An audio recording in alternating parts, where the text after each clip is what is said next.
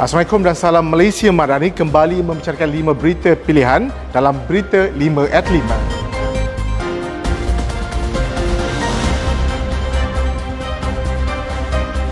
Israel mesti terlebih dahulu berhenti daripada terus mencabuli undang-undang antarabangsa serta setiap elemen teras dalam hak rakyat Palestin untuk menubuhkan tanah air sendiri, kata Menteri Luar Datuk Seri Muhammad Hassan.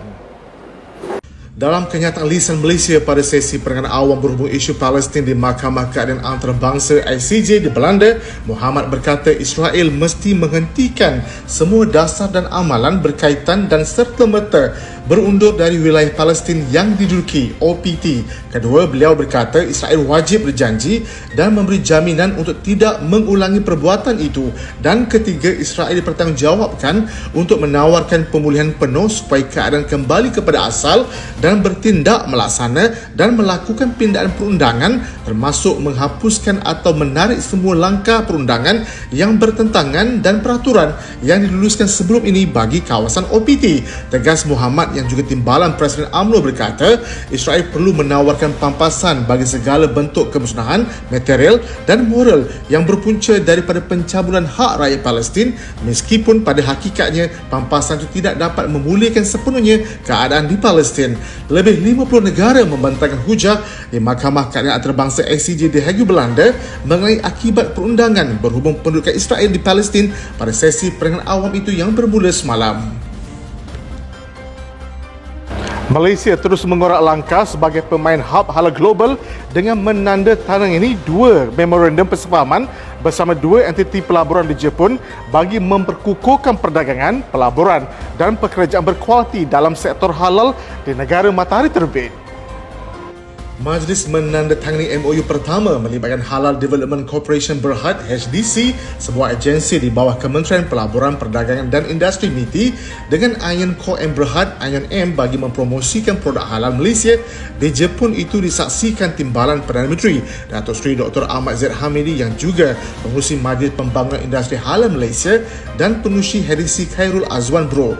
HDC diwakili Ketua Pegawai Eksekutifnya Hairul Harifin Sahari, manakala Ion M diwakili timbalan pengurusan Tizukoshi Siko, sementara GHA diwakili Presidennya Hin Hitomi Lemon. Dalam ucapan pada sesi MOU itu, Ahmad Zaid dan juga Presiden UMNO berkata melalui MOU itu asas yang lebih kukuh telah diletakkan dalam lembaran baru dicatatkan dalam memperkasakan kerjasama berterusan antara Malaysia dan Jepun terutama ke arah meningkatkan amalan serta piawaian halal antarabangsa. Beliau berkata perbincangan itu juga menggariskan kepentingan dalam menyelaraskan kerjasama antara pemain industri kedua-dua negara bagi memenuhi permintaan yang semakin meningkat terhadap barangan dan perkhidmatan halal dunia yang kini mencatat nilai lebih US3 trilion. Duta Besar dan Ketua Delegasi Kesatuan Eropah EU ke Malaysia, Michaelis Rokas, menghargai usaha berterusan Malaysia dalam kelestarian dan tiada aktiviti penambangan hutan.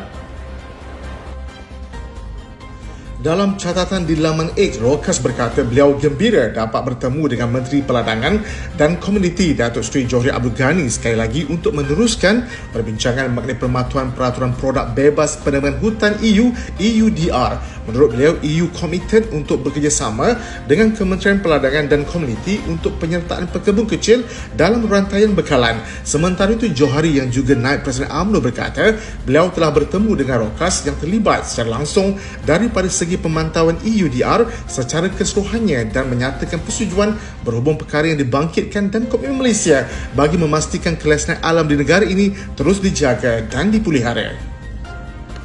Nilai ringgit dijangka lebih baik daripada sekarang susulan sokongan daripada pembaharuan struktur yang sedang dilaksanakan kerajaan pada masa ini.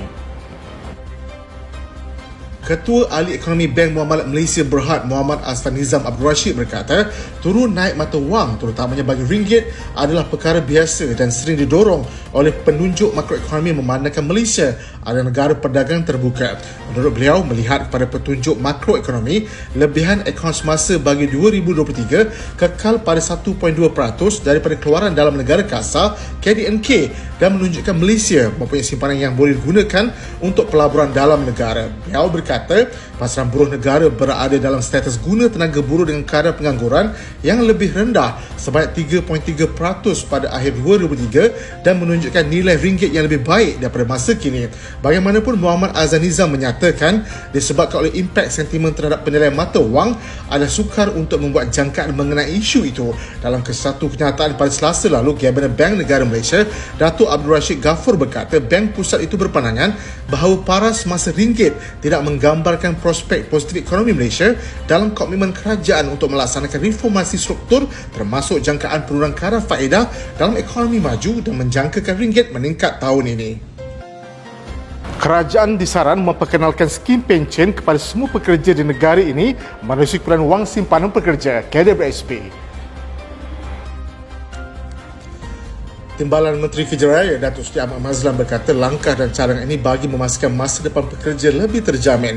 Menurutnya, apabila skim pencen itu dilaksanakan, ia dapat memberi manfaat kepada 15.5 juta pekerja bagi memperoleh pendapatan bulanan apabila bersara. Beliau berkata demikian pada program Hitam Putih Kelabu bertajuk Pencen Bom Jangka Kewangan Negara, anjuran Perangan UMNO Malaysia yang disiarkan melalui Facebook dan YouTube UMNO Online.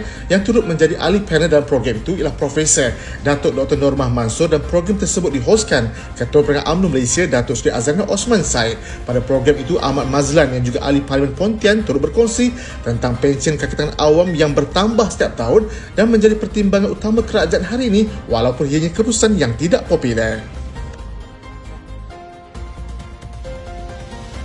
Sekian daripada saya, Muhammad Saiful Muhammad Sahak. Jangan lupa temu janji kita Isnin hingga Jumaat jam 5 petang. 5 berita pilihan hanya di 5 at 5. Assalamualaikum dan salam Malaysia Madani.